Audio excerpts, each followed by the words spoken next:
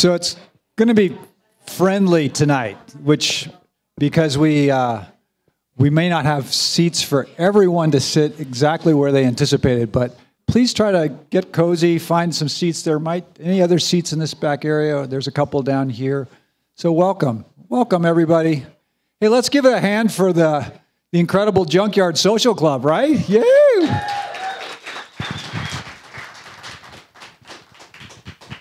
This is actually one of the first places my family came to after the really darkest days of the COVID lockdowns.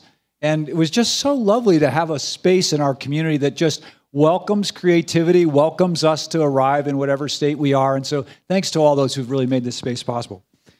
So I want to welcome you all this evening to the first of the Cool Boulder events this year. This is, again, just the beginning of a whole cycle of activities that are going to be taking place this year, all of which are basically built around all of you, all of the amazing people in our community that are working with the living world in some kind of amazing, creative way. Because as it turns out, we realized that things like climate change are actually very much influenced by the state of the living world. And so tonight's gathering is really about how we start to recognize and celebrate some of the really critical elements of how the living world works, especially tonight's topic being around biodiversity. So a lot of really fun things that we're about to describe that we'll go into tonight. But I want to start first by a process that's been perhaps long overdue in our community, where we begin our events and our meetings with an acknowledgement of the people in whose domain we now live and work. So the city of Boulder acknowledges the city is on the ancestral homelands and unceded territory of the indigenous peoples who have traversed, lived, and stewarded lands in the Boulder Valley since time immemorial. Those indigenous nations include the Apache, the Arapaho, Cheyenne, Comanche, Kiowa, Pawnee, Shoshone, Sioux, and Ute. We honor and respect the people of these nations and their ancestors. We also recognize that indigenous knowledge, oral histories, and languages handed down through generations have shaped profoundly the cultural and spiritual connections and the character of this land. The city of Boulder recognizes that those now living and working on these ancestral lands have a responsibility to acknowledge and address the past, and as one of my indigenous colleagues today reminded me, the present. Our native communities are not gone. They are here with us now in many ways, in their language, in their cultures, and in their beings. We want to refute past justifications for the colonization of indigenous lands and acknowledge a legacy of oppression that has caused intergenerational trauma to indigenous people and families. We must not only acknowledge our past work, but work to build a more just future. We are committed to taking actions beyond these words. We pledge to use this land acknowledgement to help inspire education and reflection and initiate meaningful action to help support indigenous nations, communities, and organizations. Okay, so this evening, I feel a little bit like Ed Silver. We have a very, very good show for you tonight. First of all, I just want to acknowledge, for those of you who might be new to the Cool Boulder initiative, Cool Boulder is an initiative of this community to recognize that we need to start acknowledging and working with the changing climate and world that we're going to be a part of, and that the world is getting warmer. And we're going to need to figure out a way to cool it down, not only in the short term, but to work with living systems to help cool this planet. So if you want to learn more about Cool Boulder, we have a fantastic website called coolboulder.org. There's amazing resources there, blogs that were put up all last year on things ranging from pollinators and pollinator habitats to trees. There's also action updates and a whole calendar going live about all the things that are coming. And it's a place where there'll be an ongoing dialogue about all these different types of activities and how the world is changing around us in these ways. So tonight we're going to talk about biodiversity, and the first part of our evening is very special in the sense that one of us recently went to Montreal in December to take part in the Council of Parties. Some of you have heard of this term called COPs. That stands for Council of Parties, and it's a gathering of all the nations to work on critical issues, in this case, around biodiversity.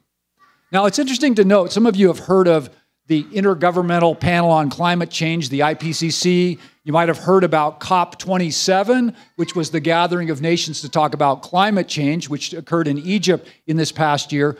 But we've heard a lot less about two other UN conventions that we think are equally as important, especially as we start to think about how we're going to stabilize climate. Some of us, I didn't remember this or know this, but in 1992, how many of you have heard of the Rio Earth Summit? Right? So this was an absolutely monumental gathering of all the nations on the planet to talk about the state of the Earth. This was 1972. Some of you might remember Earth Day had just happened for the first time in 1970.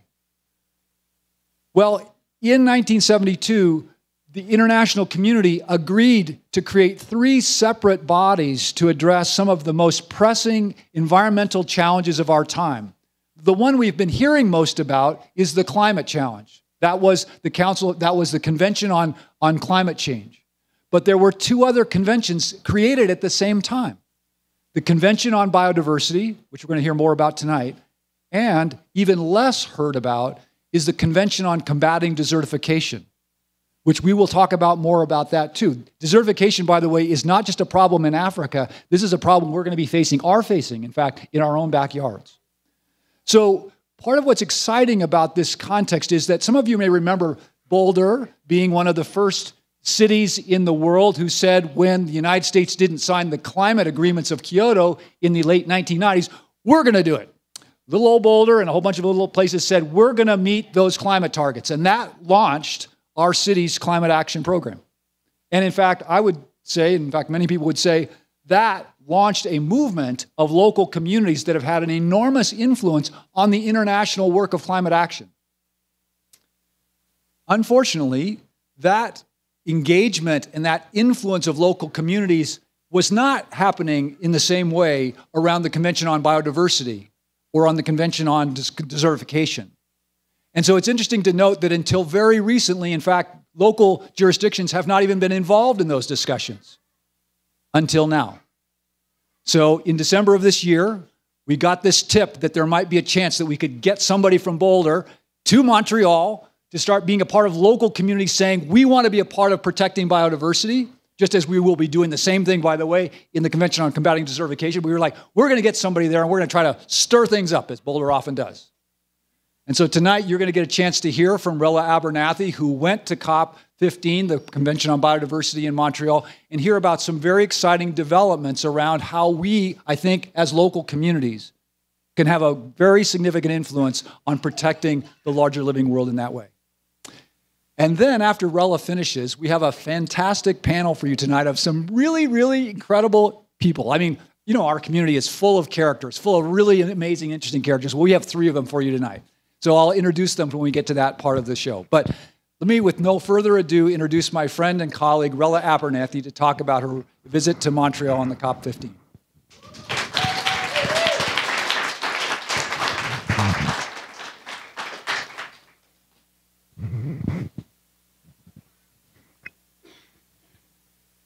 Well, thanks so much, everyone, for coming out. It's just great to see this level of interest in our community on one of the most one of the most important things that has ever faced humanity.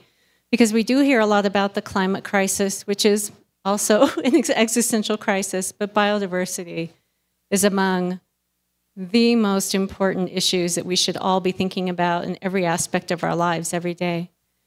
So I'm going to have Heather help me over here with slides. So I'll give her a little nod, but hopefully we'll go along okay. So as Brett said, I was so fortunate to be able to go to Montreal, and I'm going to take you kind of along for a ride to see what it was like while I was there.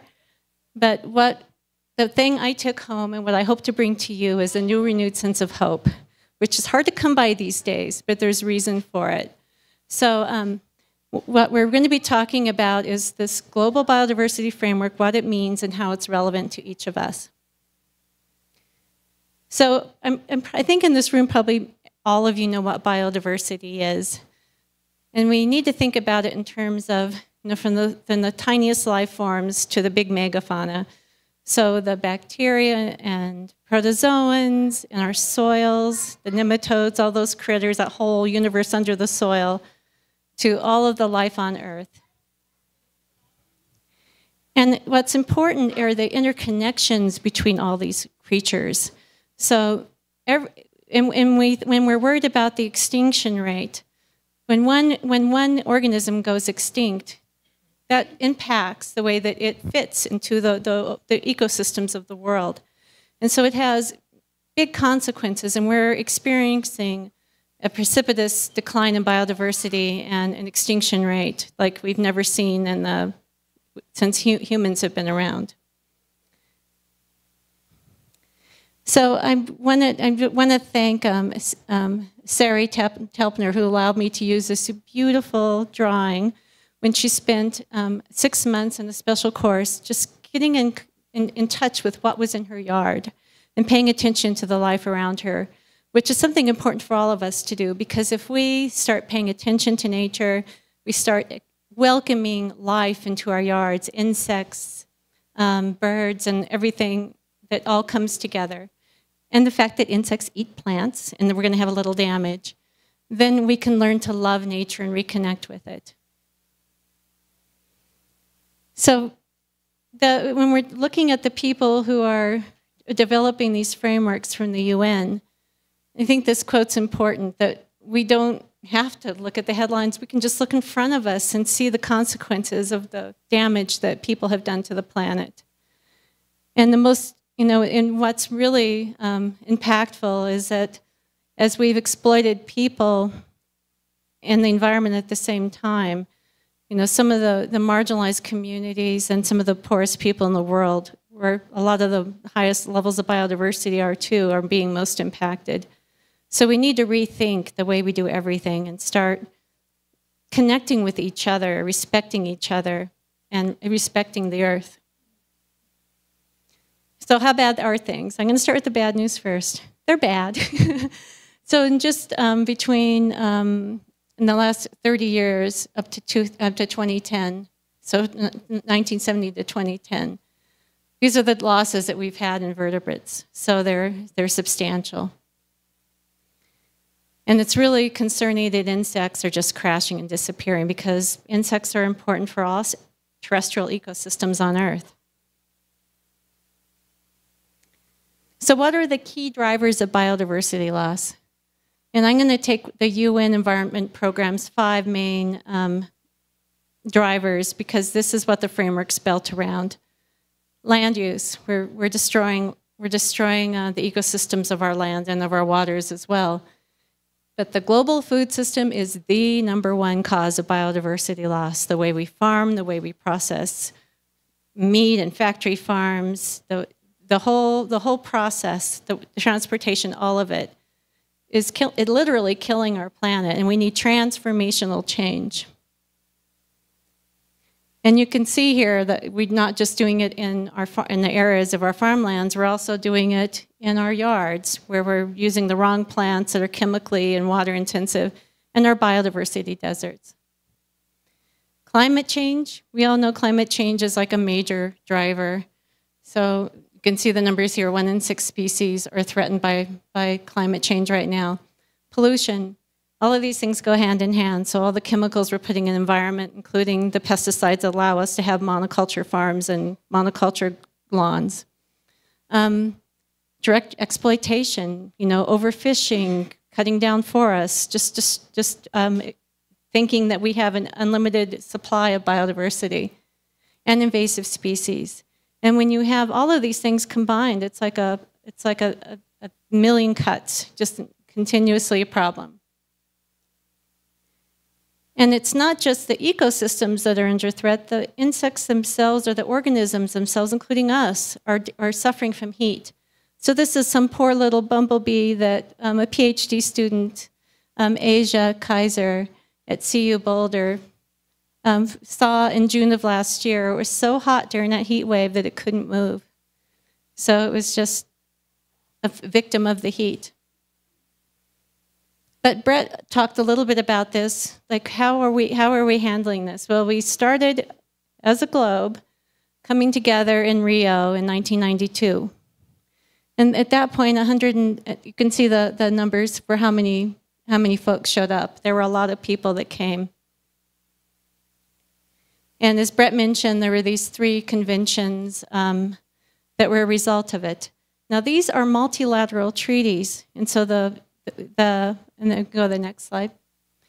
So when we look at the Convention on Biological Diversity that was adopted in Rio in 92, countries started signing on in 93, and then the COPs, as Brett said, the Conference of the Parties, the first one was in 2000. They happen every 2 years, but these big ones that are the binding agreements in the treaties happen every 10 years.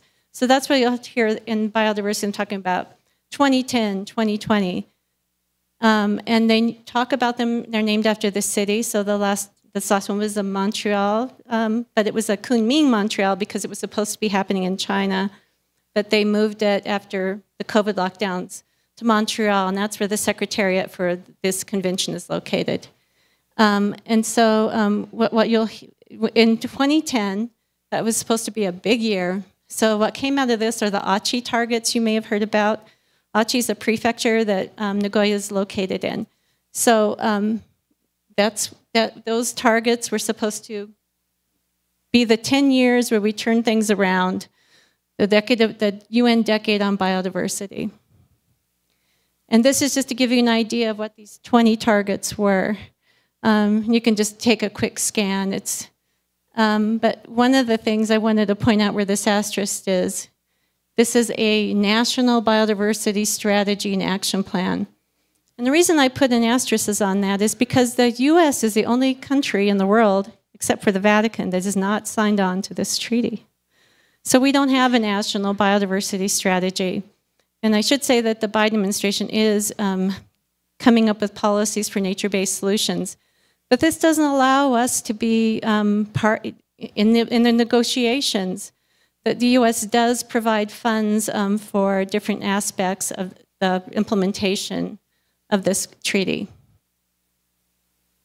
So, between 2010 and 2020, how did we do? How did we do in meeting those targets? Well, it's abysmal. Not one country met one target. So, there's just a lot of hope was put on this 2020. Even though it was 2022 when we met, it was 2020 when the next COP was supposed to happen. So a lot of people had a lot of hopes pinned on this. So I want to spend the next couple of slides just giving you a quick visual tour of what it's like at one of these COPs, because it's like another planet in lots of ways. So here were the goals for this biodiversity global framework, was to put nature on a path to recovery by 2030. So now we're shooting for 2030. And this time it really is important. You know, we really are where the rubber meets the road at this point. So you probably saw in the news this big plenary room where all the countries are at tables negotiating, and then there's all kinds of negotiations happening behind the scenes. But there's all kinds of things happening out in the hallways. So it's not just the negotiators for the countries that show up. There are scientists and youth groups and indigenous groups and NGOs and anybody who cares about this issue shows up. And what you see here are these what they call pavilions. And so since China is the presidency right now, they had areas where they can have talks or show things about their country and what they're trying to do. And here's one from Canada, and the U.S. just is absent because we're not parties to the treaty. So there's all kinds of things happening. People from all over the world talk in constant sessions, informal groups. Up here on the top right is talking about violence against women and conservation. So there were many women's groups. And here's a close-up of that one, because there's a real emphasis of the violence and the disparities in women, youth, in indigenous peoples. And here's indigenous young women's group. Scientists are there trying to show us how to do things in a better way and value life. And there were lots of performances, so there's all kinds of cultural things happening everywhere. And we got to see Bruce Coburn in a concert. That was pretty cool. About the size of this building, that was the size of the crowd. People left notes talking about their love of nature and their hopes, especially the children. People made their voices heard inside the venue. Here's another one from the youth. I'll let you look at that for a second. And they made their voices heard outside. So there were protests, marches, all kinds of things happening. There was a large presence of indigenous people from all over the world, which is really important at all levels of the discussions. And there was an indigenous village in one of these longhouses that was off-site, where they had all kinds of things happening. Panels, discussions, concerts. And here's a highlight. This is me talking to David Suzuki, who I ran into there and got to spend about 20 minutes talking with him there. And that was really a highlight for me. So what the role of local governments, it's really changing, is this recognition that it's us, those of us on the ground, who are going to have to be implementing these changes. We don't have time to wait, and we're the ones who could innovate and get things going. And so for the first time, ICLEI, who's a local government sustainability group, international group, held a 2-day summit. And it was at plenary level, so we got to hang out in the big room where all the negotiators were, and I sat at Nehru's table, so that's where I sat during this. And several of us, cities, and even the state, California, signed on with Cities with Nature, which is the UN and the ICLEI vehicle for providing tools and templates and relationships with other cities so we can test out these ideas and try them out and see how it works for really moving quickly with our communities. There were lots of press conferences. So here, that's a mayor of Montreal, third from the left. And on the right are some of the folks from ICLEI, from the international group. And they were able to give our feedback to the negotiators. And I was glad not to be one of the negotiators. They worked day and night, and it was so stressful. Met quite a few of them. And this next slide kind of shows you what their lives were like. And they went, I mean, they were told when they couldn't agree on things, they had to just go off and stay out till they agreed. So it was pretty rough, and I think that they finally finished like 3 in the morning on the last day after 2 weeks of this. So what happened when the gavel came down, when they declared that the agreement was in place? Well, we ended up with 23 targets, so we have 3 new targets in what they're calling a landmark agreement. Now, none of it's binding, right? We have to make sure it happens. So here are the key outcomes. You'll hear them talk about 30 by 30. So that means setting aside 30% of land and water for nature. Now, a lot of scientists, including E.O. Wilson, the late E.O. Wilson, and the Wild Foundation here in Boulder, disagree that it has to be 50. So 30 by 30 and 50 by 50. But we can't, at the same time, we have to be restoring at least 30% of our degraded ecosystems. And then one of the things that, there was a lot of industry influence going on there, but one of the things is getting rid of subsidies that are causing biodiversity loss. This includes fossil fuel subsidies and agrochemical subsidies as well, agricultural subsidies. So here's the Cities with Nature initiative that our mayor Aaron Brockett had us join before we left. So we're excited to be talking to lots of other cities to see what they're doing and be working with everyone in the community so we can all share ideas and see how fast we can go. So you know those graphs we see for climate change where it shows temperature going up and then it shows us the different scenarios? If we do nothing, how it keeps going, and the choices we can make to change it? Well, this is like that, except biodiversity is going down, right? So, but this shows us what can happen if we change what we're doing and we start making true transformational change. So here you can see where we're going to be heading if we don't make any changes. But we have a chance to really turn things around if we work together. But it's going to take all of us, and it's going to be a lot of work, but there's really hope that we can do it. And we all love these quotes from and the wisdom of Robin Kimmerer. So, even as much as we're trashing this planet, the world's still feeding us. It's still nurturing us. So, we need to be focusing on that and reconnecting with nature because there's so much joy in this work. And that's what makes it all worthwhile. And here's some of the things people in our community are doing, to turn things around. So I just want to say that I know we've got a hard road ahead of us, but we really can do this if we all commit to each other. And so, I'm excited to have you all here and to hear from our panelists what's happening, because we're already making those changes. We just have to scale up and do more. Thanks.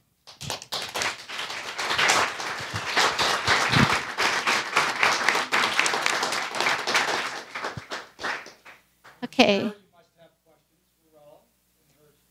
And I have something I'm supposed to tell to our friends watching on the live stream.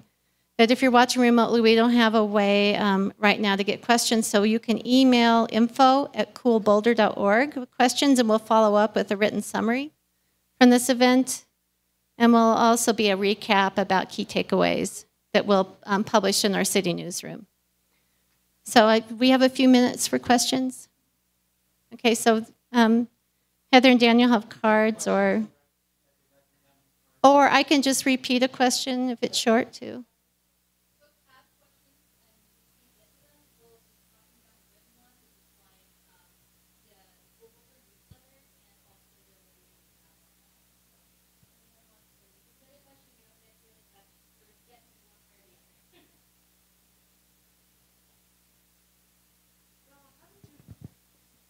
Rella, how did you feel when you were there and when you came home? Did you feel more hopeful? Did you feel more overwhelmed? Did you feel more despair? What did you feel?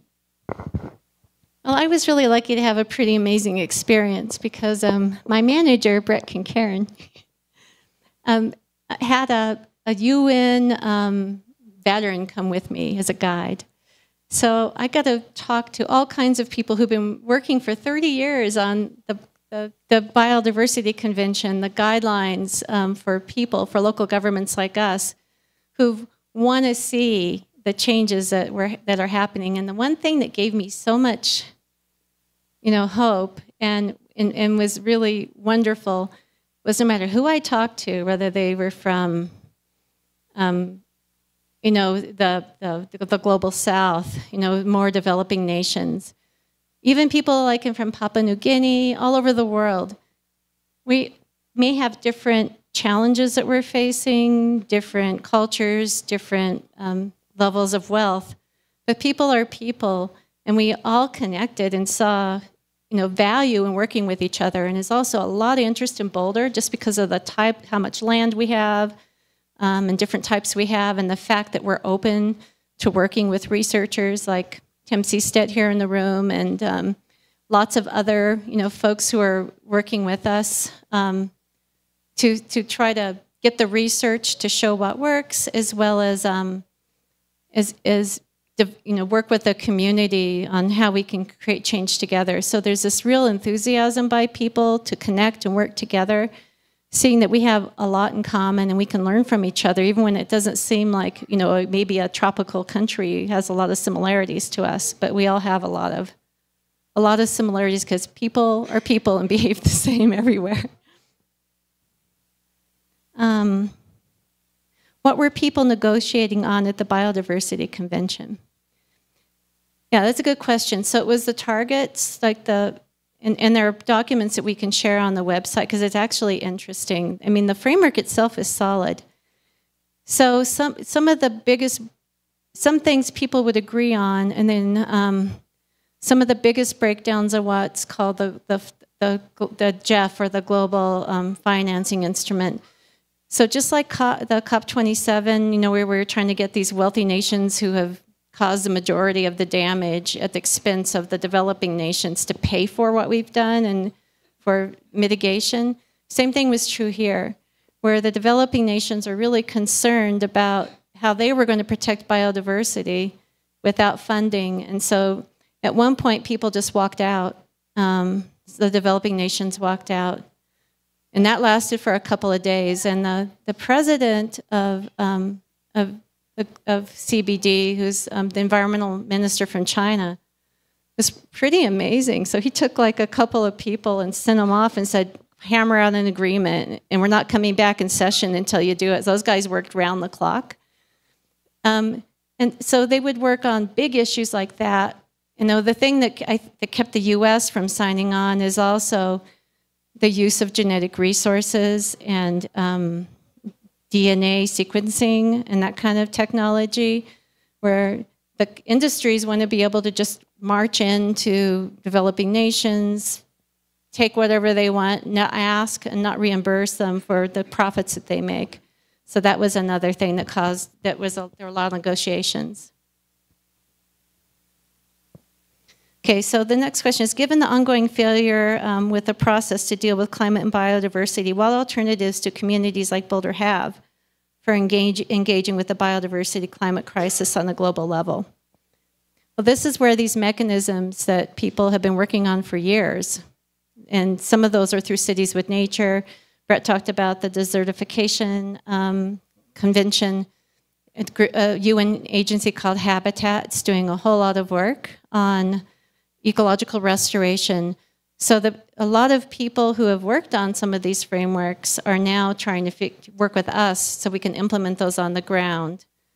So we have ways of tracking what we're doing, metrics, reporting out. So we'll be exploring a lot of those tools as in this summer, we hope, and also partnering with other cities. And as we partner with cities, I don't just mean us city bureaucrats, I mean our community too. So we'd love to have our community groups partnering. Are we almost out of time? Okay, let's see if I can get this last one in.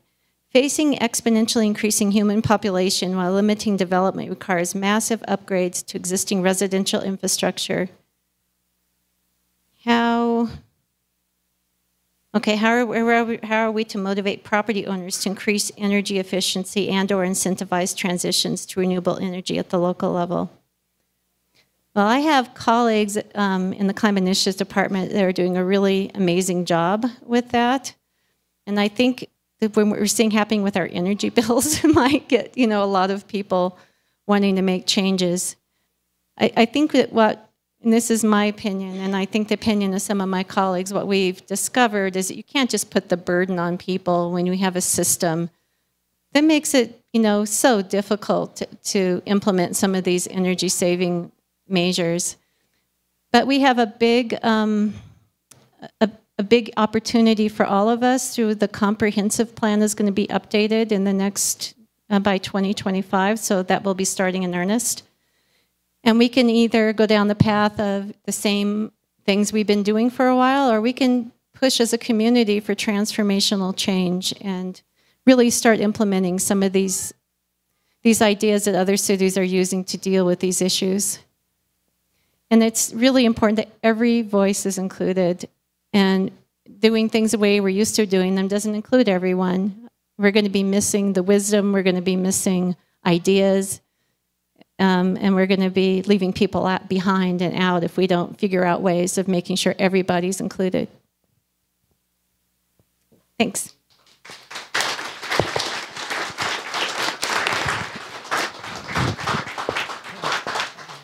Okay, I'll bet everybody could use a little bit of stand-up. Just stand up, move around a little bit. About 2 or 3 minutes. We'll sit back down and.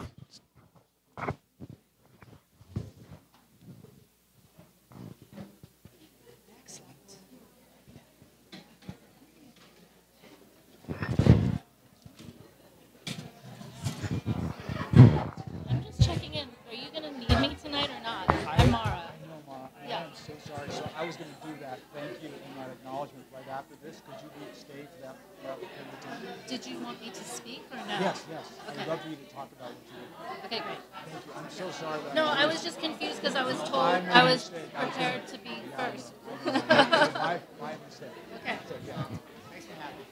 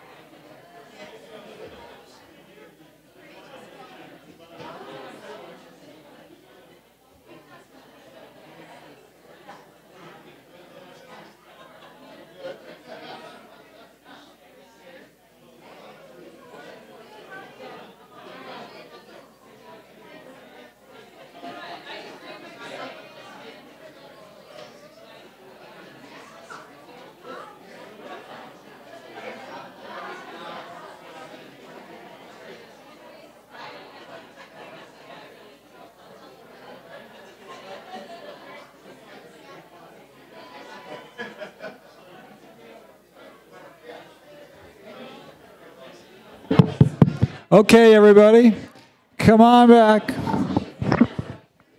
Come on back. I hope that some of you had a chance to get some of that fantastic pizza in the back. And I also want to use this as an opportunity to fix a mistake I made at the very beginning of this evening, which was that we want to actually have you know a little bit about this delicious food that you have eaten. Because, of course, one of the ways that we encounter biodiversity every day, multiple times a day, is in what we eat.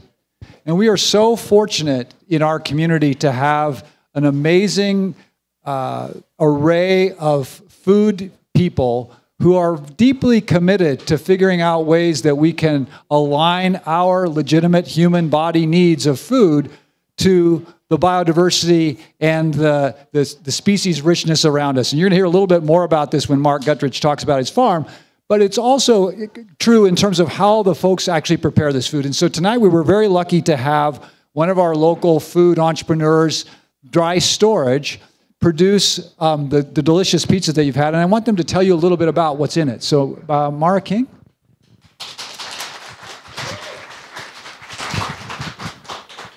Hi, everyone. I'm Mara, and I am a food professional. I've been a food professional in your community for over 20 years.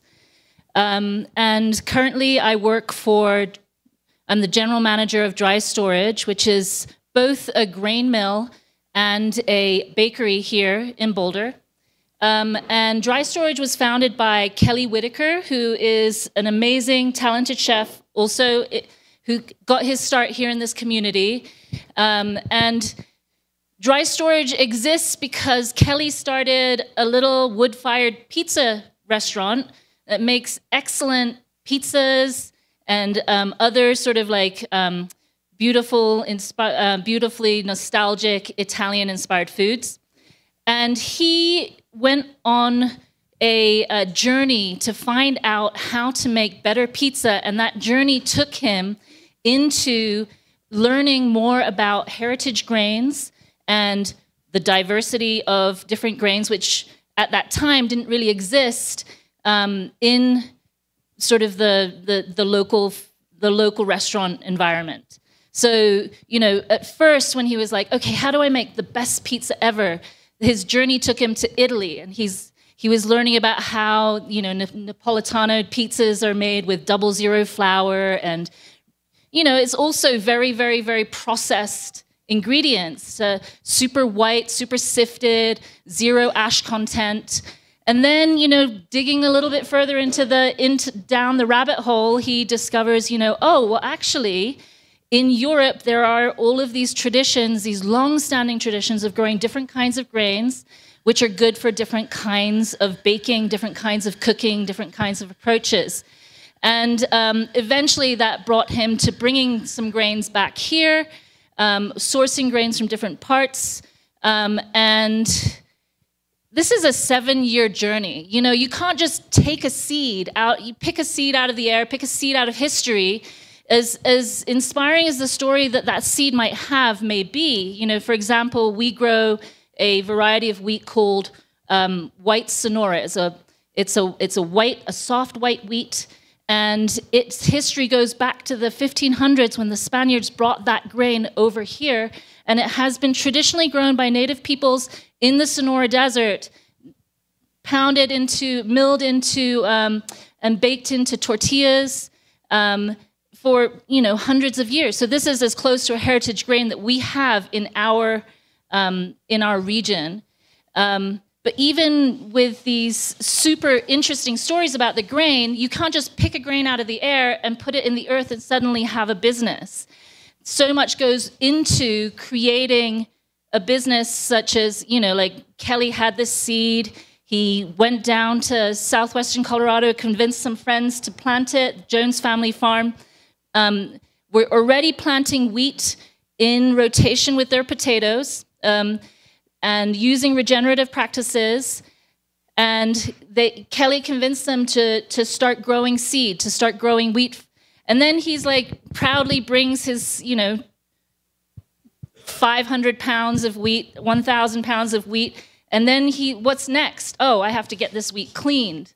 I have to get this wheat processed. I have to figure out all of that. So, fast forward 7 years later, we have a grain mill here in Boulder, and we have 5-6 varieties of wheat that we grow in our local environment, and we mill.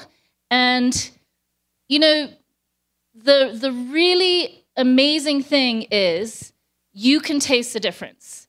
It's quite simply, you can see the difference, you can taste the difference. This is not your typical flour. It is not pearly white. It doesn't shine back at you. It has like different gradations of color, the different grains that we process. It's also it doesn't bake exactly the way you expect. So this is another whole challenge that we're facing is, okay, well, how do we get chefs to buy our flour when the chef takes the flour and then they're like, okay, how do I bake with this? Because it doesn't behave the way I'm expecting flour to behave. So, I think this is a great example of like, how do you approach biodiversity in your community, in your environment? Well, the first step is you take a step. And then you realize you're in some more trouble, and then you take some more steps. And then you engage your community, and before you know it, we're all doing something. My second job, so I don't just run the mill, in IE Hospitality's concept. So IE Hospitality is a restaurant group. We have a grain mill, we have a bakery, we have Basta here, but we also have another 3 restaurants in Denver, Colorado. Part of my job is director of fermentation for the whole restaurant group and the mills. And I think it's really brilliant, that I can call myself the director of fermentation, because there's probably only like 5 or 6 people in the world who have that title. And you guys should be super proud that you have a chef and a business owner in this town that decided it was important enough to hire somebody with that job title. And why is a director of fermentation important for a restaurant group? Well, my job is I lengthen the seasons. So I preserve food past our short growing season. I work directly with farmers. I create really interesting, exciting flavors. But then there's also these cool things that I'm starting to learn that we can do that close the loop. For example, at the mill, we create bran, and we've created a loop to this guy right here, where we sell our bran to him. He takes our bran and he grows mushrooms, and he sells those mushrooms back to us.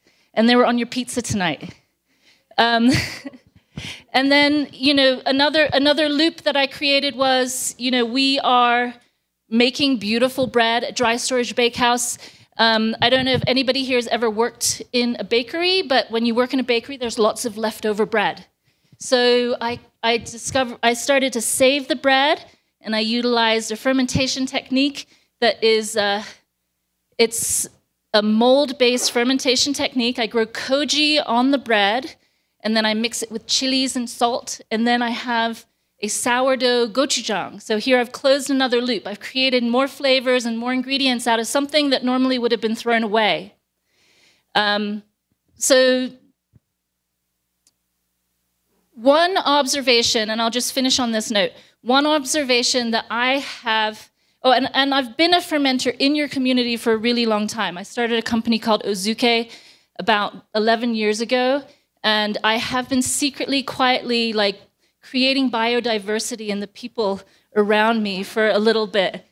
And one thing I've learned from fermenting lots and lots of batches of sauerkraut and kimchi and sourdough gochujang and whatever else is that I don't ferment things. Fermentation is a natural process. I just guide the process. So in order to have successful fermentation, you have to mind your container. You have to make sure the temperature is right. You have to make sure that there's an anaerobic state in certain fermentations. I have to make sure it's hot or humid in other fermentations. I'm holding the space. I'm creating a container, and therein, the good stuff happens. So I think that this is such a great philosophy when we get together and we're talking about creating diversity, nurturing diversity. Let's create a great container where we can all bubble up and be good together.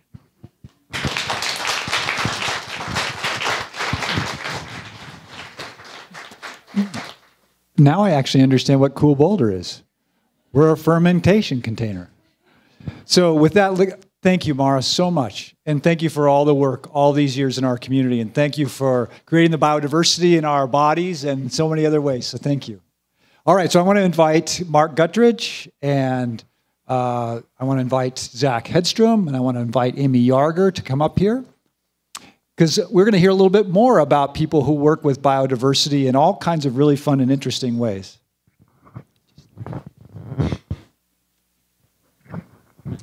No, there's no wrong seats. And I should just say before we jump into this, there's one more piece of this agenda tonight. And this is, I hope, a feature of all of our Cool Boulder work going forward is, all right, now we've heard something, what are we going to do with it? And so the last part of tonight's experience is that you're going to get actually the opportunity to make a sow bag. You're going to be able to carry home seeds ready to grow out as a part of your next step of helping create more biodiversity in our community. Okay, so let's jump in. So 3 remarkable people. I actually would rather not introduce them. I want them to introduce themselves. So I'm going to let them each give you just a little quick overview about who they are. Hi, everyone. I'm Amy Yarger. I'm the horticulture director at Butterfly Pavilion. And at Butterfly Pavilion, we have to say what our favorite invertebrate is at every meeting, just everything. And so I'm going to say my favorite invertebrate is the bombyliid. So that's it for me. Thank you, Amy. Zach. Yeah, right. My favorite mushroom. My name is Zach Hedstrom. I'm the owner of Boulder Mushroom.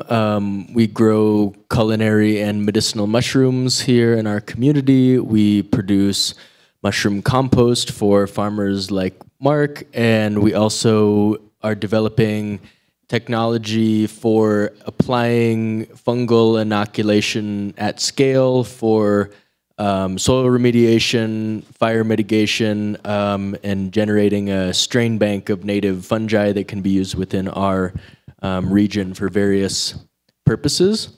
And I guess right now my favorite mushroom changes every day, but I'm gonna say lion's mane because it's on the pizza.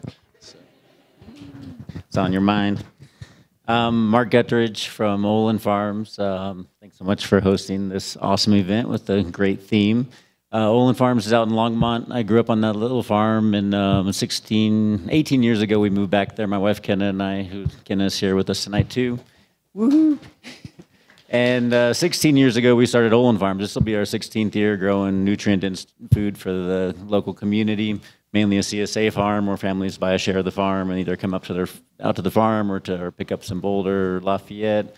But it's all serving local community. Today, we deliver to St. Vrain Valley School District. Our radishes are in both school districts this week. We're all about getting nutrient-dense food into the community. But for the last 5 years, we've had a big focus on turning the farm into ecosystem as well and realizing the role that agriculture, as you saw on that slide, agriculture is the #1 culprit of biodiversity loss. And at the same time, physics, every action has an opposite and equal reaction. Agriculture actually has the biggest potential to flip it faster than anybody else, is what we've kind of realized and what we're really trying to work at. And we've been able to do different research around perennial and more, getting more windbreaks, more perennial crops involved, getting pollinator habitat established, and just working with nature to restore the balance that needs to be restored. You stole all my questions before I even got to ask you, Mark. You'll notice I have a little setup question for each one of these folks to start with. So I was going to say, so Mark, you grow 2 or 3 crops on your farm, right? I'll jump right in. Yeah, so as a CSA farm, we grow over 120 different varieties of 30 different vegetables. Over the years, we've been able to kind of specialize in things that our soil and our environment does well, and then be able to partner with other local family farms around Colorado. Kind of since the pandemic, we've become kind of more of a cooperative farm where we're supporting a ton of other families from around the state of Colorado that are growing awesome food and having a central distribution point right there in Longmont. But yeah, just in the last 5 years, we've had a big push into what can we grow besides just the vegetables. And that came through 2018. That was our 10-year anniversary. And it was the year that I stopped being an environmental engineer and started being a full-time farmer. And it was just a year of multiple hailstorms and craziness. And I'll never forget that September, looking over these fields that we poured so much love in for 10 years and just seeing a wasteland after that hailstorm. And then next to us is this creek and this ecosystem that's still thriving. And the light just went off. What does this system needs? It needs to be managed more like a creek ecosystem than just a tilled field every year. And so that was really what switched our trajectory around the farm. And we're starting to do a lot more alley cropping where we have perennials grown and we're still growing veggies in between. We put in about 9,000 linear feet of gooseberries, currants, goji berries, elderberries, American plums, a lot of different kind of perennial bushes and shrubs that'll eventually produce either a food or a medicinal crop. We are a nutrient-dense farm. We're all about getting good stuff into the community. So there's a lot of things that'll make a fast windbreak, but we're most interested in what can also feed and heal us at the same time. So one more, Mark. So you not only grow plants, you also grow carbon, right? Yes, possibly. And it's getting harder and harder. We're in a more extreme environment. One of the ways when we were beginning organic farm to get biodiversity in the field and especially into the soil, biodiversity wasn't on my radar, I'll have to admit, for many years, even when I started farming. And why? Because I'm a product of American education system. I grew up, I went through graduate school in engineering, environmental engineering, but everything was so specific. As soon as you get past high school, everything is so there's no more holistic thinking taught to our kids these days. And that's what biodiversity is actually taking a holistic step back approach. So I got into farming. I had one focus. This is why we started the farm, is we wanted to grow the healthiest food possible. We wanted to grow nutrient-dense food. When we started the farm, we had friends going through Alzheimer's, family members going through Alzheimer's, friends going through cancer, and both Ken and I are connected what we were eating to our health and to the ecosystem around us. And that's why we started Olin Farms, was to grow the healthiest food possible. But the more as me as a scientist that studied, how do you do that? Is you have to have the most robust ecosystem you possibly can have in the soil. You got to have crazy bacteria, nematodes, worms, everything kicking there. And so that's when I first fell in love with biology, is these guys are going to grow my medicinal food for my family and community. So I fell in love with biodiversity in the soil. And then it wasn't until the floods of 2013 that ravished the left-hand creek that we live on, and we saw an ecosystem have to get reset. And we went back into our creek ecosystem and started healing, like doing the same thing, cover cropping, minerals, compost, and we were able to heal our little section of the creek so fast that by the next year there was just this huge influx of birds, and it's showing up, and it just clicked in our head like this is what we should be doing. And so and then the hailstorm in 2018 was the next progression in that. So so now I've realized that biodiversity is really why I'm on this planet, why a lot of us are on this planet, that's the key for me. Like, we can take all the carbon samples we want, like, yes, we're growing carbon, yes, we're growing this, but at the end of the day, I'm tired. I'm a scientist, but I'm tired of the freaking data collection and the Excel spreadsheets. All I need to do is walk my farm and see biodiversity or not see it, and I know which direction I'm headed.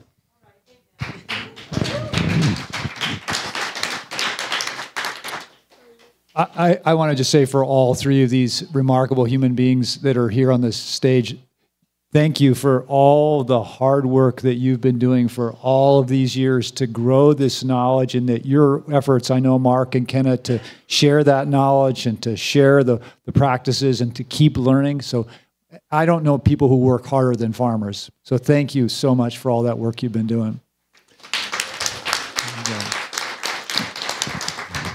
So I don't know how many of you did you see, what is it? What's the Paul Stamets Netflix thing? Beautiful, Fantastic Fungi. How many of you have seen Fantastic Fungi, right? So you've seen Paul Stamets, like, this guy's like super charismatic, Mr. Mushroom guy, like wrote Mycelium Running. You're just like, wow, my God, this is amazing. I just want to, did you ever wonder, did you ever think that there was going to be anybody like that in your own backyard? Well, there is. His name's Zach Hedstrom. Actually, I mean, there's a whole subculture of these mushroom folks out there. But I mean, they are really doing this absolutely phenomenal work of relearning something that the natural world has been trying to remind us about, which is like, we're all down here doing a lot of work for you, and we just need you to kind of get with the program. So I want Zach to tell us a little bit about this amazing journey he's been on to relearn some of this information that our fungal partners out there in the world are trying to teach us. Tall order. Yeah, so as Brett mentioned, these fungi are very much pinnacle creatures in our whole ecological system function, right? And we're talking about agriculture and the really dismal effects that industrial agriculture has had on our biological diversity, and especially related to soil health and healthy soil, and then everything that's downstream of the soils. And, you know, traditionally speaking, when you walk through a forest ecosystem, or really any ecosystem whatsoever, the powerhouse of that ecosystem really is underneath your feet. The soil health and the robust machine of creating all life on this planet really is found underneath our feet, beneath the soil. So aside from being a mushroom farmer and cultivator of mushrooms in a culinary sense, a big part of my work has become around developing innovative ways that are really not innovative. They're just maybe a little bit forgotten or something. How can we really ally with the fungi and with the microorganisms themselves in order to attain some of these goals that we have, these long-term, you know, planetary goals as a global culture related to agricultural productivity, cleaning up vast amount of pollution, mitigating against climate crisis events such as fires and floods, et cetera, et cetera. So the way that we're going about that is a couple things. One is generating as many available strains of fungi as we can get our hands on from our local environment in order to be able to propagate them in quantity that really makes a difference. So, for example, I started as a forager. I joined the Colorado Mycology Society when I was just a teenager, before mushrooms were cool or anything, and all the older folks in that club really were excited that they had a kid in there that was interested in these mushrooms. And so they took me out and just taught me mushroom identification, taught me basic mycology, taught me basic mushroom cultivation, things like that. And so that got my brain moving from a really early age to where I didn't really want to care about school as much as mushrooms. But that education of being out in the forest from the time I was, pretty young, let me understand some of those processes that are happening under our feet and how we can really intentionally tap into that for our own good. So essentially part of my job is going out into our wild lands and collecting samples of fungi that then get brought back into our laboratory and go through an isolation process. Just take essentially a clone of these mushrooms and put them into a bank of fungi. I'd say we have at this point probably over 50 strains of native fungi that are just banked here at our facility a couple miles down the road, and then trying to understand through trial and error what those species are really good at. How can we take the wisdom of nature and the wisdom of what these organisms have been doing for hundreds of thousands, millions of years, and try and kind of do this matchmaking process between the ecological niche of a given organism and then what is our human problem. And how can we sort of integrate those things together? So, for example, one issue that has come up a lot is the proliferation of woody biomass.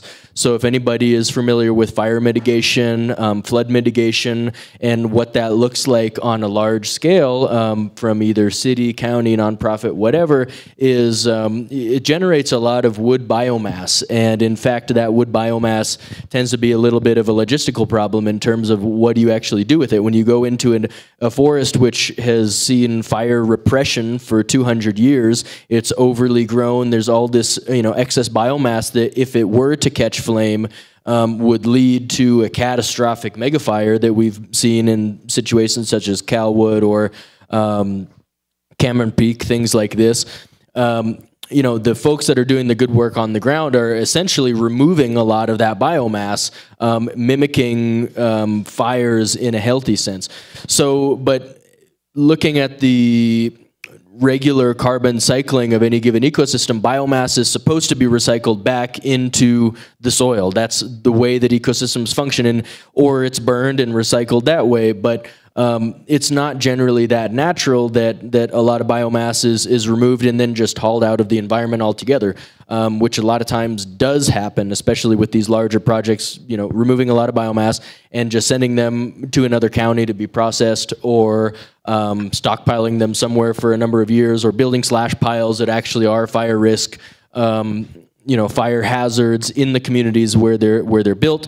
So that's all to say, one of the uses of fungi from a human perspective can be to decompose very, very large quantities of biomass using a microorganism, which then turns into a resource in the form of an activated organic matter, which can be used to treat depleted soils or forest soil, anything like that. And so that's one of the projects that we have ongoing with the city, is to address the biomass issue and kind of pair it with the depleted soil issue and see how those problem become the solution type situation, and use that way. There's other examples, and maybe you'll ask me about them, but I am going to come back to ask you about how much the inoculation of chips created moisture holding capacity. That was amazing. But I want to ask Amy a quick question here. Amy, so you work with pollinators, right? Indeed. Isn't that just all about honeybees? And Brett is trying to rile me up. He knows that this question will rile me up. So a pollinator, of course, is an animal that brings pollen from one plant to another of the same species. There are, wind can pollinate, water can pollinate, but out of the animal pollinators, insects are really important. And honeybees, they're like livestock, right? So honeybees are important. We rely on them for so many things. But beyond that is where it gets really exciting and really cool, because we're talking 950 kinds of bees just in our state. Some of them look like little emeralds. Some of them look like giant teddy bears. Then you have the things that get really exciting, like the beetles and the flies, right? My goal is to have someone plant a fly garden someday. I will make that happen. But pollinators, that slide that Rella showed earlier about its biodiversity, but it's also the interactions. So something that's so exciting about these animals is, yes, they pollinate, and some of them are specialists. So if you have a prairie orchid, you need a very specific bee to pollinate that prairie orchid. Some of them are generalists and do a lot for us. Some of them emerge just in spring or just in fall. But not only do they pollinate, they also, in their larval form, they might be an herbivore, or they might be a parasitoid on pests. The more you look at the connections, the more you realize that the pollinators form a fabric that really does help to maintain ecology, a healthy ecology, resilience, all of those things that we want out of our ecosystems and in our agriculture.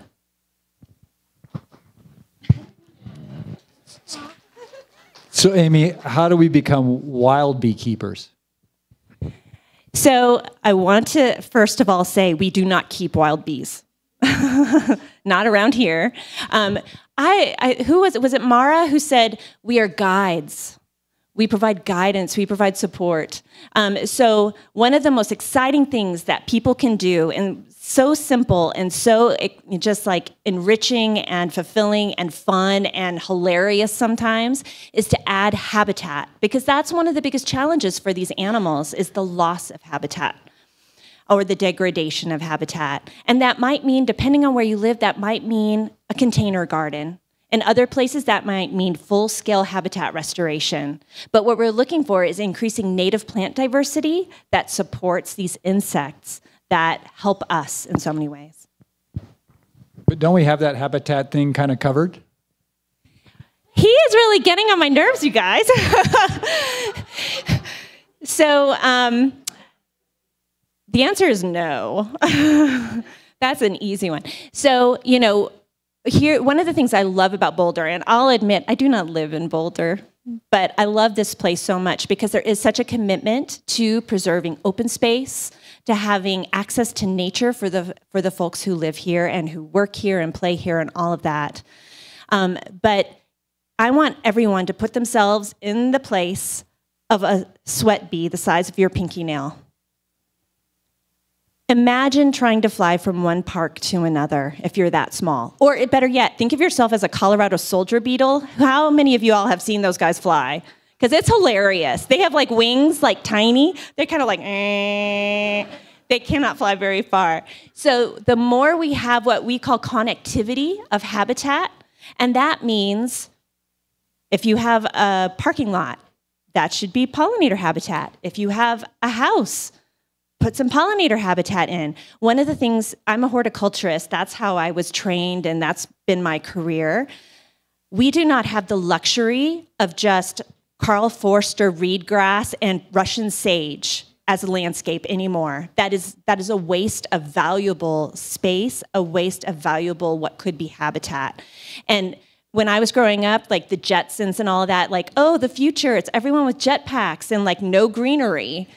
And that was the vision of the future. I think our vision of the future now has to be these habitat plantings, a little bit messy, a little bit wild, but things that support as much biodiversity and pollinators, of course, but all those other really cool insects and birds and fungi and everything. And we have that connected network across Boulder. And that is something that we are working on with Cool Boulder, which I'm sure we will talk more about, but something that everyone can get involved in. Thank you, Amy. Yeah. So I want to give everybody a chance to ask a few questions, and I really want you to stay to do the Sow-Bag activity. I do just want to make one last little affirmation of something that Rella said. I think this is really important. One of the things that Rella heard when she was back in Montreal was that people already know about Boulder.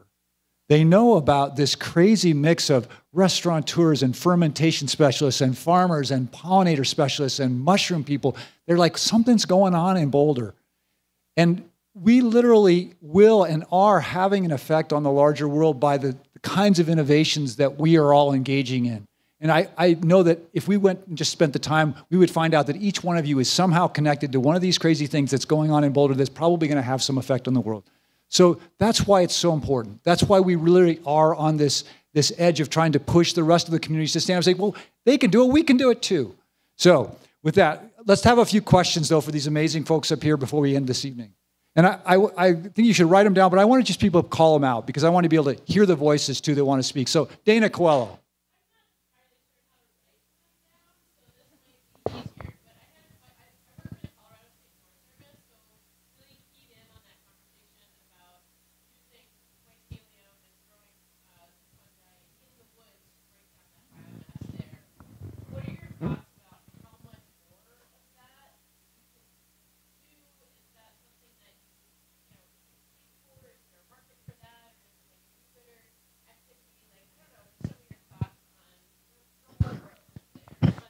Right. Yeah. Thank you. Okay. So the question was, your name was Dana. Dana asked, she's from the Colorado State Forest Service, asking about the scalability of using mycelium in a forestry setting for biomass. So that's what we're trying to work on right now, and that's we're trying to address the scalability question more than anything. There's some pilot research that has come out of the Coalition for the Upper South Platte watershed with a mycologist by the name of Jeff Ravage, and he did some pilot trials in small plots where he did in situ inoculation of woody byproducts of forestry operations. And so he got a couple of really interesting pieces of data, and one of the most interesting was the moisture retention. The wood chips, which were not treated, were at about 35% moisture holding capacity, and the treated wood chips were at about 65%. And when you talk with foresters, there's a lot of debate around the flammability of wood chips when they're left in the wilderness. So that's a really significant thing, especially also in our climate. An untreated wood chip can take 50 years to decompose if it doesn't have the proper moisture percent, whereas they were seeing, phase 2 to phase 3 decomposition within the second year when they're treated with native fungi. So it's a substantial difference in the moisture holding capacity and the decomp rate of the chip. One of the things that we're looking at is how do we do that at scale. So I'm not sure if you guys work with, but Boulder Watershed Collective is one of the organizations that we're working with to do the scaled research.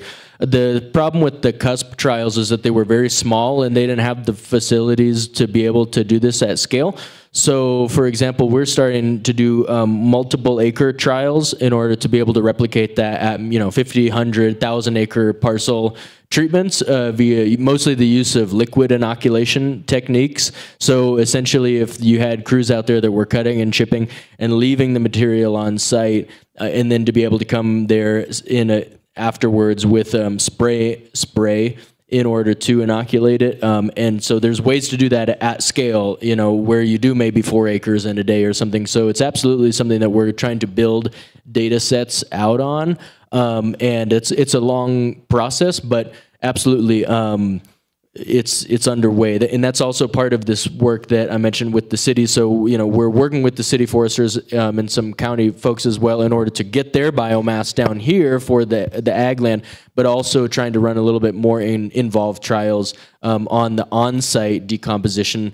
So the answer to all of your questions is yes, but it's still considered a very new application, which needs time to, get data. Thanks, Zach. All right, I have a question here. If we just moved here from Southern California, I went to undergrad at UC Irvine, ZOT, Go Anteaters. So I know a little bit about Southern California, and want to plant native pollinator plants in our huge yard. How do we learn when to plant and what to plant? And oh boy, do I have some exciting things for you coming up, right? So one of the things that is coming up, I just want to say there is a great wealth of resources in terms of the native plant community here in Colorado. And so many resources are available, from awesome handouts and books all the way to conferences and classes. And I just want to highlight some that are coming up because I want to get people to take advantage of these while they're still available. So February 25th is the Landscaping with Colorado Native Plants Conference. There are 2 tracks, the New to Natives and Knows the Natives. So if you're new to Colorado natives, we have a track just for you where you can learn all about how to kind of transform your property or your landscape from something that is conventional and boring and doesn't have cool bugs on it to something that's like really cool, right? But anyway, it's such a wonderful educational opportunity, and we offer it. It's going to be virtual again this year. The other thing is at Butterfly Pavilion, we do a lot of pollinator habitat and gardening education in our horticulture department, and we are offering this year a series of courses called Habitat Gardening Boot Camp. And it's a series of 5 courses that take place throughout the year, kind of walking people through the process of converting conventional landscapes into something that's more biodiversity friendly. So all those like intimidations and questions and concerns and like, what do I do? The weeds have taken over. We'll be holding your hand along the process. So it's a great opportunity. And you can go to the Butterfly Pavilion website to learn more about that. Yeah, so those are just some resources, but there's tons more. Thanks, Amy. I also want to just call out that the state legislature last year passed a bill that is actually going to start creating funding for removing lawns and putting in these kinds of habitats. So, and we also have an organization in town, Resource, that has a program that you can sign up for to have them come in and run the turf cutters and remove those areas. And I'll just say that my dear partner, Emily, has done that in our front yard, and it has absolutely transformed our property, not our property, the land that we live on, from being a kind of lovely but very sterile place to being a place of such immense life.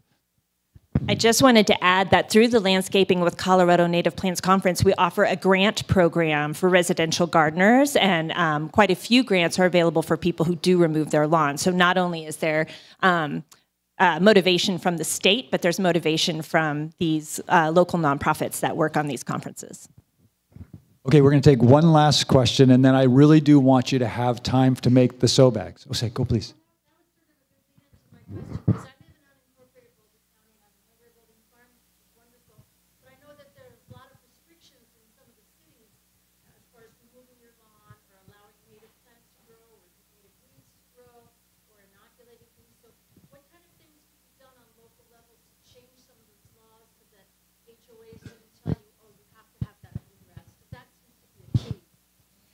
Absolutely, and I'd say it's an area where we're just starting to bring more attention and focus. And so in the city of Boulder, we're going to start looking at our landscaping codes and ordinances again to start seeing how we should amend them so we can support this.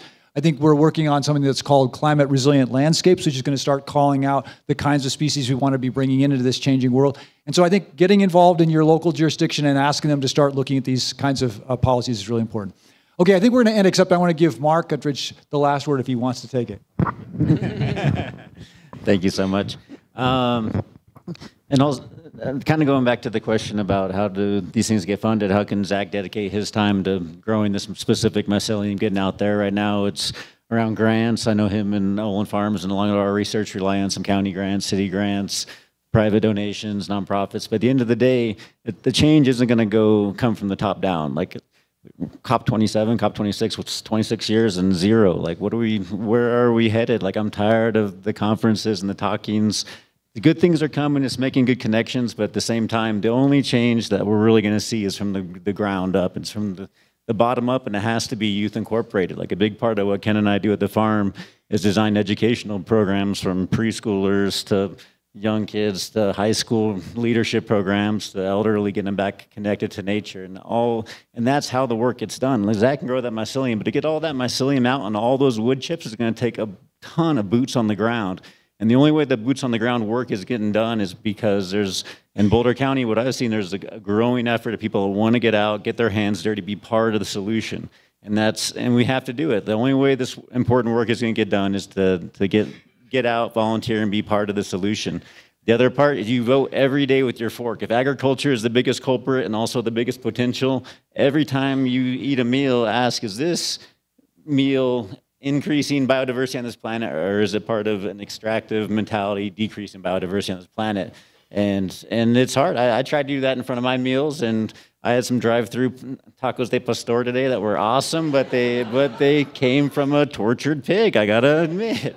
And so you have to weigh that every meal and see where you are in that scale. And if there's so many great farmers in this community, there's so many great mushroom growers growing and doing amazing things. And if you support them and their businesses thrive, they can keep working. Get a CSA share with somebody growing soil. Find Zach at the farmer's market, or find Zach at the restaurants where his stuff is being served, or support those restaurants. The more we vote with our fork every day, the faster we're going to see biodiversity come back in this county. Woo-hoo, huh? All right, I'm going to let you guys go. Don't you guys go for a second. Okay, you guys can go. You guys, thank you so much. Okay, thank you, yes. So to close us out, I want to introduce a stalwart of the Cool Boulder community, Andrea Montoya, who's going to take you through how you make a sow-bag. So Andrea?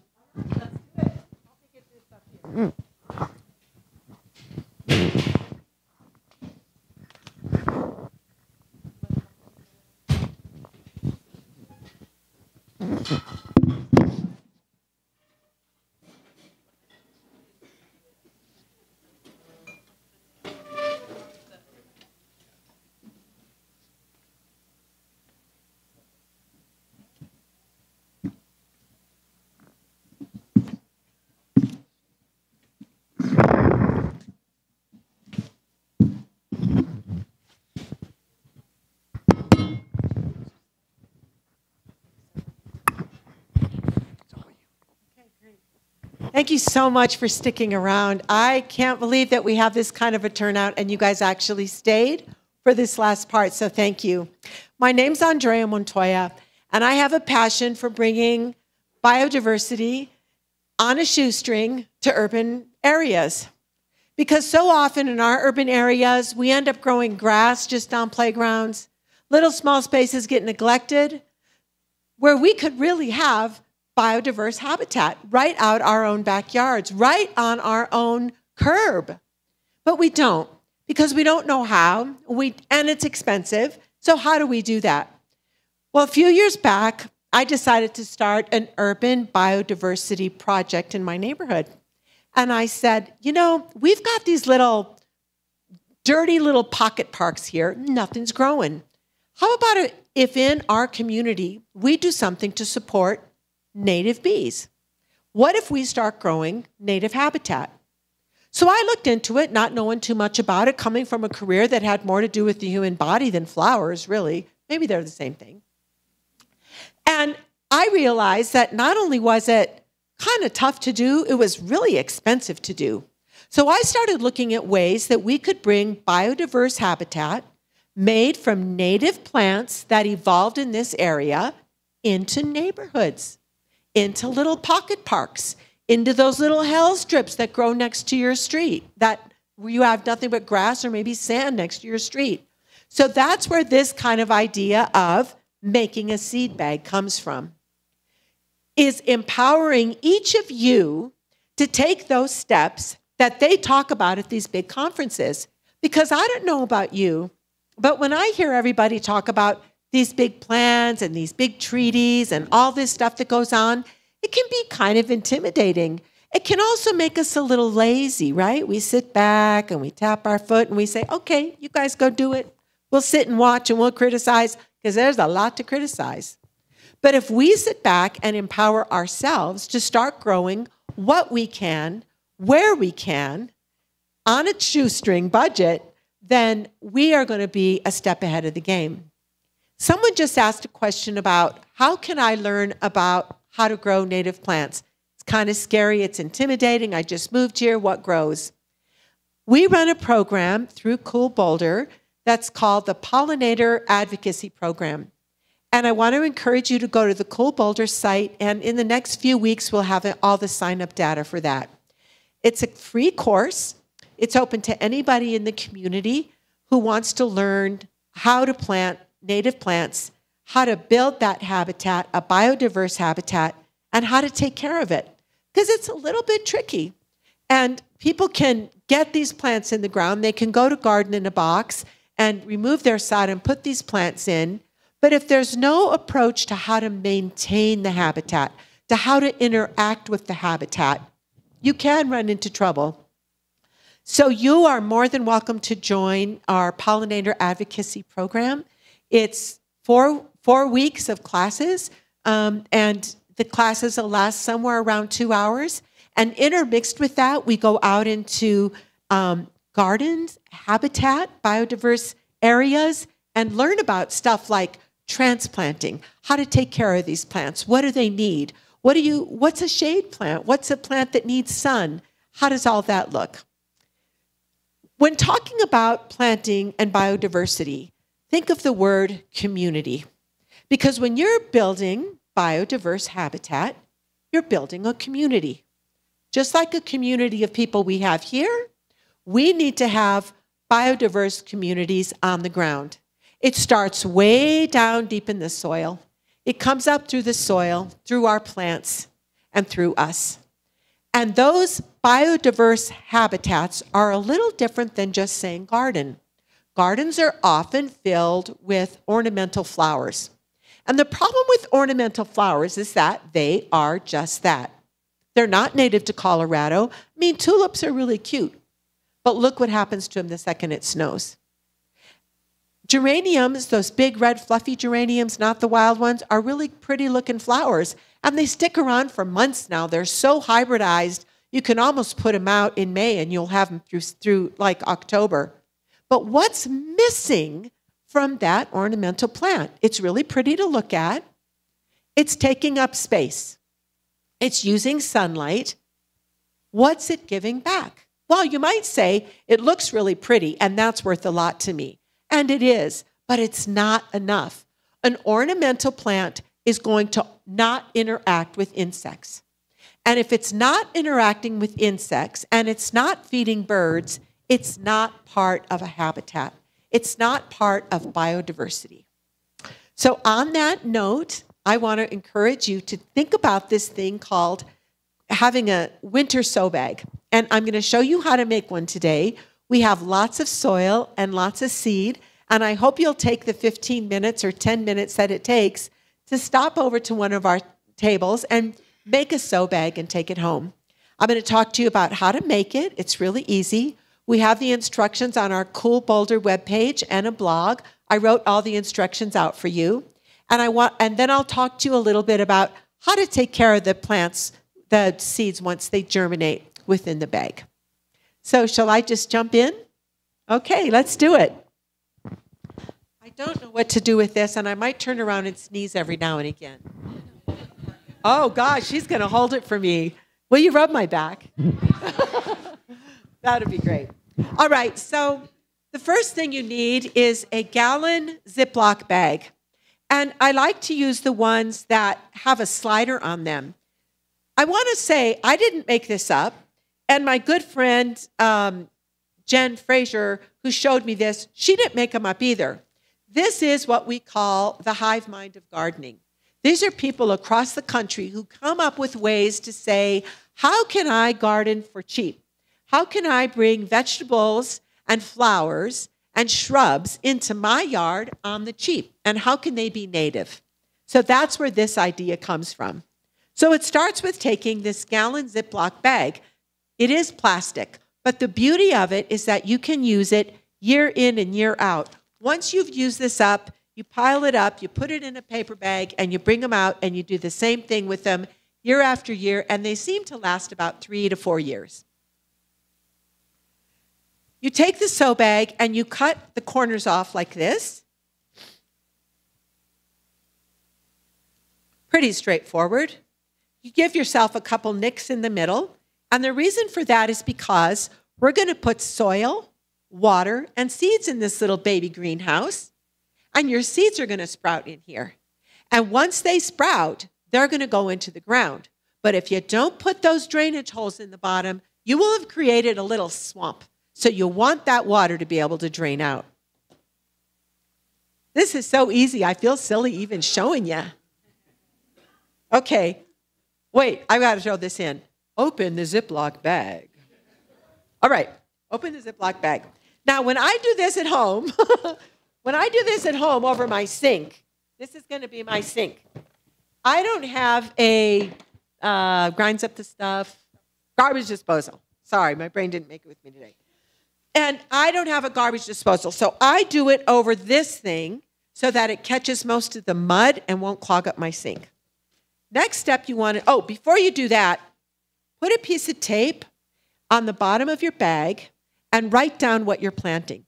You can use the Latin name, you can use the common name, but write it down because when it sprouts, you're going to want to know. Although, who gives a, I mean, if it plants and it grows, who cares, right? But if you're, a little bit anal retentive and you want to know what you grew. Okay, next thing you do is you're going to put some soil in it. Oh, this is silly. Okay, I'm going to put soil in the bag.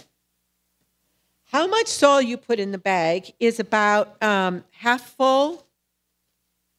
This little thing's driving me crazy, so I'm going to do it like I do it at home because this is something you're going to do anywhere between about the middle of December to, you can even still do this like mid-March. If you're still having to wear a sweater when you go out at night, it's cool enough to still do this.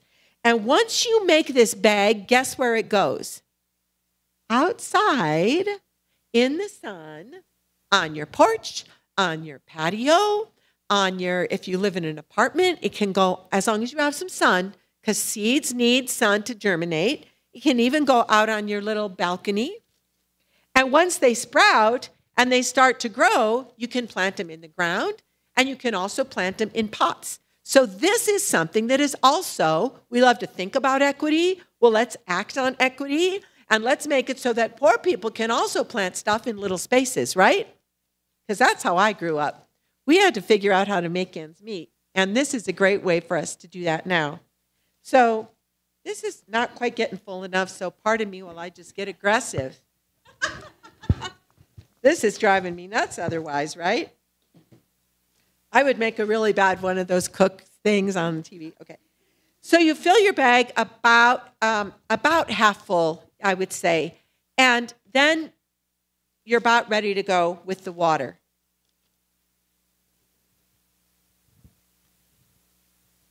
So I really like to get quite a bit of water poured in there. And how much water you have is that it's kind of dripping out of the bottom. If it's not dripping out of the bottom, then you cut your holes too small. Because if you don't get it really dripping out of the bottom, then your seeds are going to get rotten. This is the best part. When it's January and I am just like, I need to get outside, I need to smell the soil, I need to know things are growing, I make one of these and then I put my hand in there and I go, because it feels great. My hand's in the soil, I'm going to mix all this water in there. Now we know how our baker feels, right, all the time. This one needs a little more water because it wasn't quite damp enough. So then I'm going to just mix this in here. It's going to be nice and wet. And if it's still not wet enough, we'll know because I'll hold up the bag and it won't be wet. Notice that I'm using organic potting soil. No fertilizers, no pesticides, no poisons. We don't want to poison our seeds. And I'm not using that really expensive growing material because we don't need that for our seeds. It's great for them to sprout, for them to germinate, but then the seeds won't have enough nutrients to grow. And I saw a guy on a talk the other day who used just stuff from his garden. And I don't tend to do that because I get a little worried about the fungus in there can be a little hard on the new germinating seeds, but I don't know that for a fact. So you could use that. You could try it in some. The good thing is if you make a little mistake with this bag, maybe you've lost a couple bucks, which is a lot better than losing $8 on a potted plant from a nursery, right? Okay, so you can see this still needs a little more water.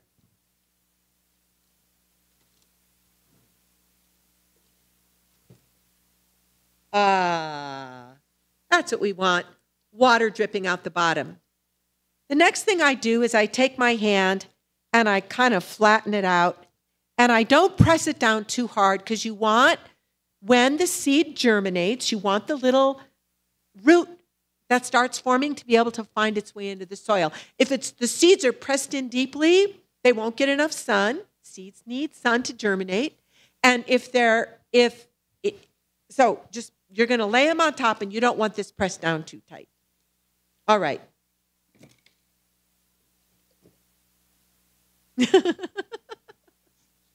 I did wear a white shirt. I wanted to prove that anybody could do this under any circumstance. All right, so I've got my bag. It's cut out. It's got information on there as to what I'm growing, but like I said, who cares? Now I'm ready to put the seeds in. Now, pardon me, but I'm Chicana. I grew up with spiritualness around the earth and around seeds. So whenever I'm dealing with seeds, I like to have a sense of gratitude and a sense to our great mother that she has given us these seeds. I'm thankful to our great mother for giving me this opportunity to show you how to better bring her the health that she's crying out to us for. So in this blessing, and I swear they feel it. You're going to take some of these seeds, about a tablespoon's worth, with dry hands, because if your hands are wet, the seeds are going to stick, and you're going to sprinkle them thickly over the surface of the bag. Now remember, in nature, when a flower drops its seeds, it doesn't just put one seed and then walk 2 inches and drop another seed and walk 2 inches. Oh, la la la. Boy, this could get interesting. So what do we do in nature? They just drop in one clump, right? So you can make these pretty thick on the bottom. So you can't quite see, but I'm getting this nice thick spread of seeds here on the bottom. Just because I'm happy to do this, I'm going to put in a few more. And now I'm going to use my fingers to gently press them down.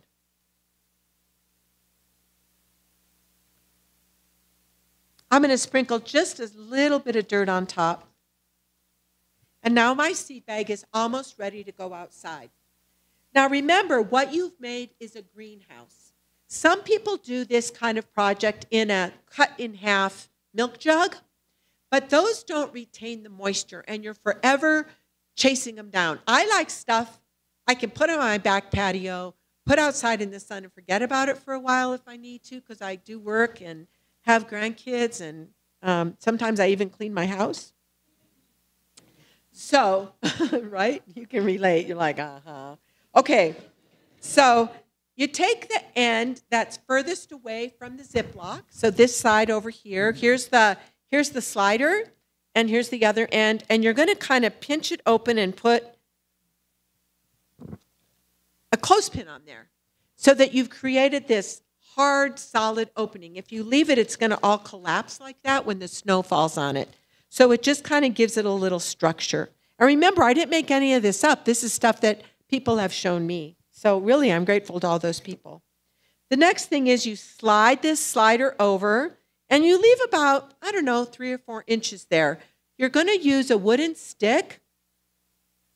It props the bag up. Because when this is sitting outside on your patio and it snows, and this is going to get snow on it, all my bags right now are just laying collapsed like this out in the snow. You want the exchange of gas to still happen with the atmosphere. Otherwise, you're going to get too much heat and too much moisture. And as time goes on and these little babies germinate, you also want to be able to zip this open, and you will make this even, you can even cuff this down as you need to and move this clothespin. But you've got to keep that gas exchange going, or you're going to really ruin your seeds. So let me show you this masterpiece. La la! Yes, thank you very much. Just gorgeous. Now you're going to take this baby, and I swear you're going to put it outside and you're going to go, come on. And it's going to snow, and the sun's going to hit it, and you're going to watch it. Every now and again, you're going to look and make sure there's condensation on the bag. If there's condensation on the bag, it has enough water. If there's not, it's dry, and you need to either put some snow in there if there's snow around, or water it. When you water it, don't do what my grandson does. It'll really disturb the seeds. pour water gently down the side of the bag like this. You know, you can use something a little easier to pour. You pour it down the side like that along this edge so that the water kind of gets underneath. Or you can take a spray bottle and you can spray them. So that's what you do if they're losing condensation, because they do need moisture in order to germinate. A seed won't germinate if it dries out. So then what happens? Magic happens. Nature happens. These two little baby leaves come out. They're immature. They're called dicotyledons, in some cases a monocot. But they'll come out and they're immature leaves. They can't make the plant function. And you look and it's such a trip. You're like, I swear to God, I did this. And you keep looking and you look at all your bags and you see all these little seeds germinating. But you have to wait.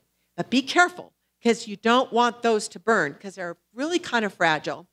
But after a few days, and how long does it take before it goes from dicotyledons to regular seeds? Like a week? It depends on the seed. So I don't have as much experience with it because I've only been doing it for a couple years, but it's like about a week or something. And these little miniature leaves start to grow that are the shape of the leaves of the adult plant. And you just can't believe the miracle. Believe me, you're going to feel like you're 4, you know, or maybe I just feel that way. I don't know. Maybe it's just me. So when that starts to happen, you need to pay attention. Because if you have a bag full of these really young, bright green shoots, 2 things can cook them. One thing can cook them is if you've left it sealed up too much.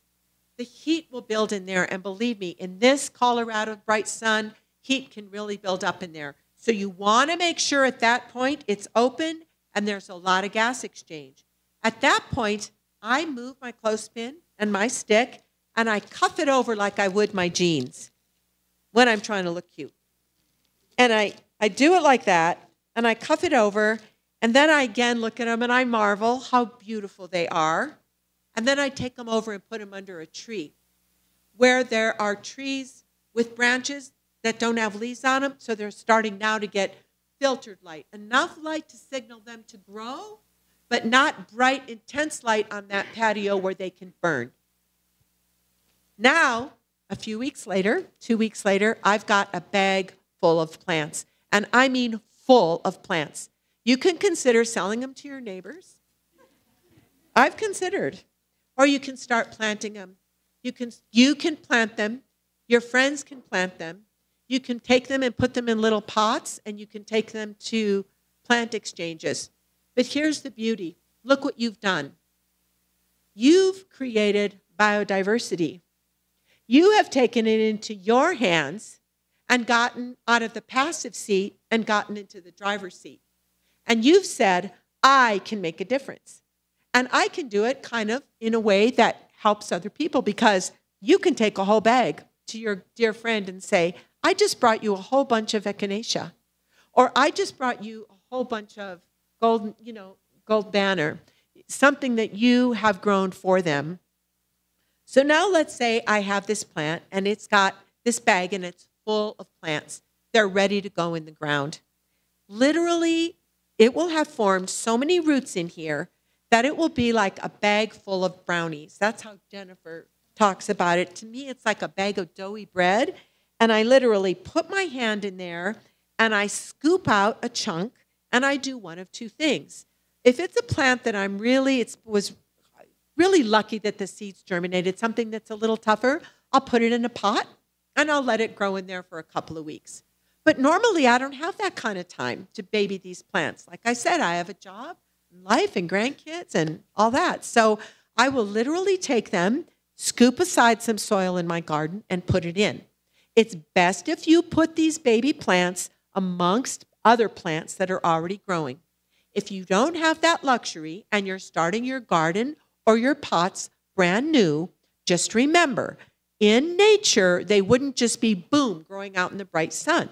So if a bright, hot sun is predicted for that day, cover them up with something really gentle, a really thin, airy white cloth or a scarf. Sometimes I use an airy laundry basket turned upside down just to give them some shade until they get strong enough.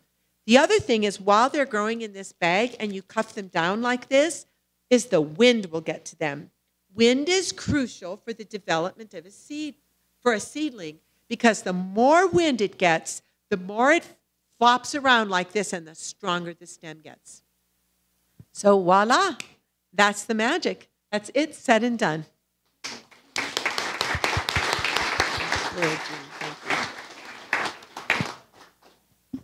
And now it's your turn. So for those who are interested in making sow-bags, the first table is set up here. We're going to do, you have the chance to make both a grass and a flower. I'm not sure which is this. Is this the grass or a flower? Both. Oh, they're both on both tables? Okay. So form lines on either side of the table.